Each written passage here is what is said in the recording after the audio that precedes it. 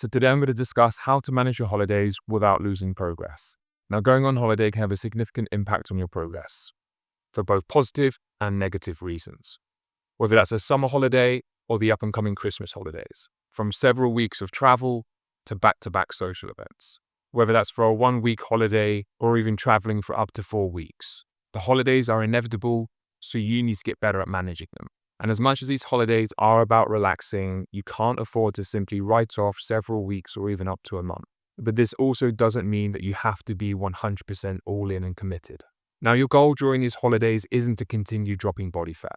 And more than likely, you're still going to see some fluctuations. However, I would always encourage the fact that you don't just hit the fuck it button and go off the rails. And the mindset should be around maintenance, where you're being more mindful of your choices and not going to the extremes of restriction or binging. So these are the things that I would typically recommend whilst you're away on holiday. You're still going to try and prioritize good quality food, whether that's through extra fruit and veg or lean protein sources. You're going to adjust your nutrition to bias what you want. So for example, if you're wanting to enjoy a nice meal out in the evening, I would adjust my calories and my nutrition earlier on in the day to start light, lean, and high in protein to give myself more calorie flexibility for the evening. As I said, whether that is for a nice indulgent meal or maybe a few additional drinks. However, on the following day, you might want to go out and treat yourself to a nice breakfast. So again, you would favor most of your calories to the front end of the day and keep the last meal of the day leaner, higher in protein, and lower in overall calories. And this is what I like to call a bit of give and take. Now, if you find yourself in hotels or maybe in all-inclusive situations, I would typically utilize a one-plate rule, whereby you're focusing on putting the foods that you want within reason onto one singular plate, as opposed to going back and forth with multiple smaller plates, which actually then accumulate to being more calories than what you would consume with just one single larger plate. Now, finally, as I touched on before, I would try and put some alcohol limits in place, again, where you're not ultimately trying to sink 6 pints per day, but picking and choosing the days where you want to kick back and relax a little bit more, be that with a nice cold beer or a couple of cocktails. Now, when it comes to training and exercise whilst on holiday, a few things will dictate what you do. Now, number one is going to be the amount of time that you're away for. If you're away for simply 1 week, this week can be a week where you can afford to either take a deload or skip the gym. You may still choose to be active and get out and move more. However, there is no pressure on you needing to do your resistance training workouts. However, personally for me, if I'm away on holiday, I have access to a gym within the hotel. I quite enjoy freestyling my workouts and maybe kickstarting the day with a small 20 or 30-minute workout. Again, that's a personal preference, not a non-negotiable. However, if you are away for a longer period of time, 2 to 4 weeks, I would highly recommend that you find yourself a local gym if you don't have a gym within your Airbnb, apartment complex, or hotel.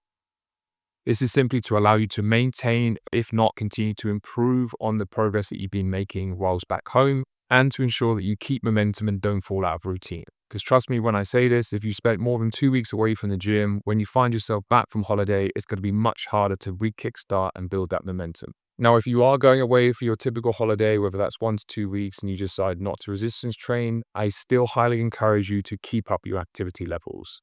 That additional energy expenditure is going to give you a little bit more leeway when it comes to your nutrition, whether that's going out and pushing your steps for a city break, all the way to increasing general activity from swimming, cycling, or whatever type of exercise takes your fancy. Again, it's going to add to the feel-good factor. It's not about making up for bad mistakes. It's not about making up for your decisions.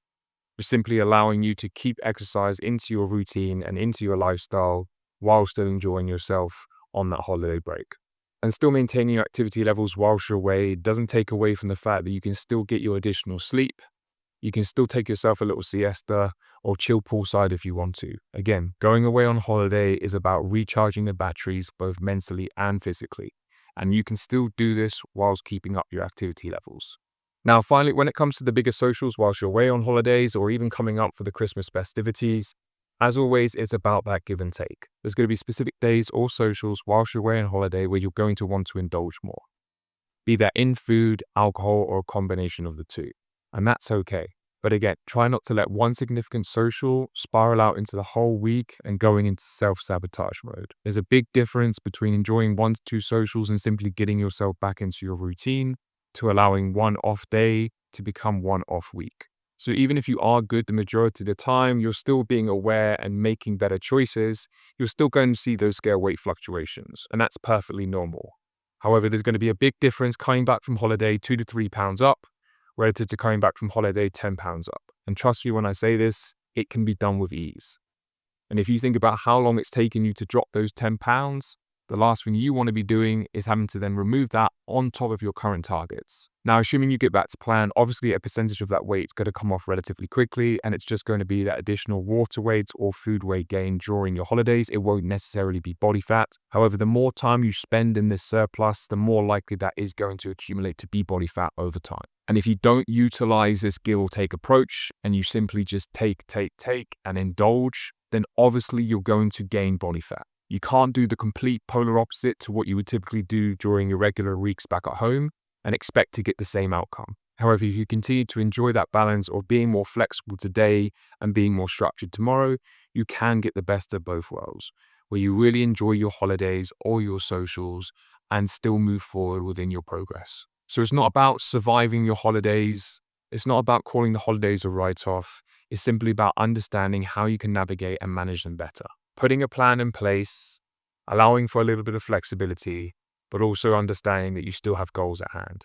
So focus on maintaining those healthy habits, enjoy yourself, and then get back to plan and keep building that momentum. And if you want to find out more about how you can get in shape and stay in shape without missing out on holidays or living to the extremes, make sure to go follow me on Instagram at TA Fitness Online.